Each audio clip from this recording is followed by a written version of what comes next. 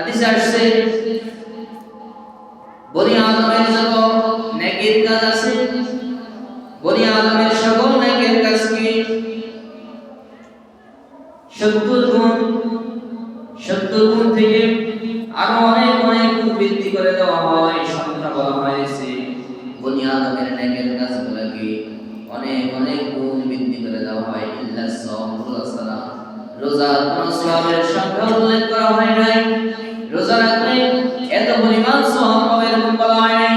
লিকুল্লি আমাল বনি আদম ইউদাফুল হাসানাতু বিআশরি আমসালিহা, বনি আদমের প্রত্যেকটা নেকের কাজকে 10 গুণ এভাবে করে 70-700 গুণ বৃদ্ধি করে দেওয়া হবে। সংখ্যা উল্লেখ করা হয়েছে যে বনি আদম যত নেকের কাজ করে প্রত্যেকটা নেকের বিনিময়ে 10, 70, 700 করে বিকয়নে হিসাব বাড়ানো হবে।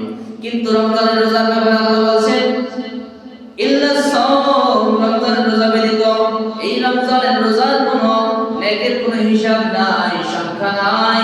এটা হলো এমন আমল, এটা হলো এমন আমল আল্লাহ বলেন আস-সাওমি ওয়া লা আজজি বিহি, এই রমজানের রোজা বান্দা আমার জন্য রাখে, অতএব আমি আল্লাহ নিজে এর প্রতিদান দেব।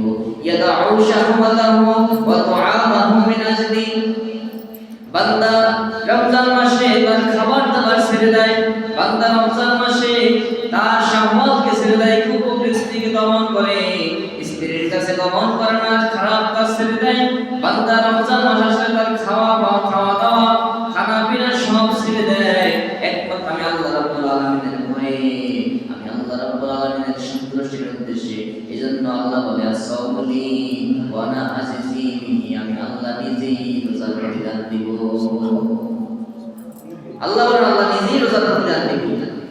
এই হাদিসটায় অন্য riwayate আসছে আস-সাওমি ওয়া আনা উজজা বিহি, অর্থাৎ রোজা আমার জন্য আর আমি নিজেই এই রোজার প্রতিদান হয়ে যাব। বলেন সুবহানাল্লাহ। যদি আল্লাহ নিজেই রোজার প্রতিদান হয়ে যায় তাহলে যেই বান্দা রোজা রাখে ওই বান্দার জন্য যদি আল্লাহই হয়ে যায়, ওই তার কোনো ভয় থাকে?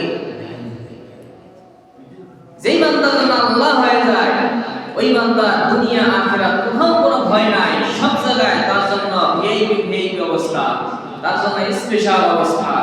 কারণ আল্লাহ রাব্বুল আলামিন তিনি এত বড় বাদশা, এত বড় ক্ষমতাবান, তিনি যে কাউকে দান করেন তিনি কাউকে কম দেন না, তিনি এমন ভাবে দেন যেই দেওয়াটা পৃথিবীর কোনো মানুষ দিতে পারে না। সুবহানাল্লাহ।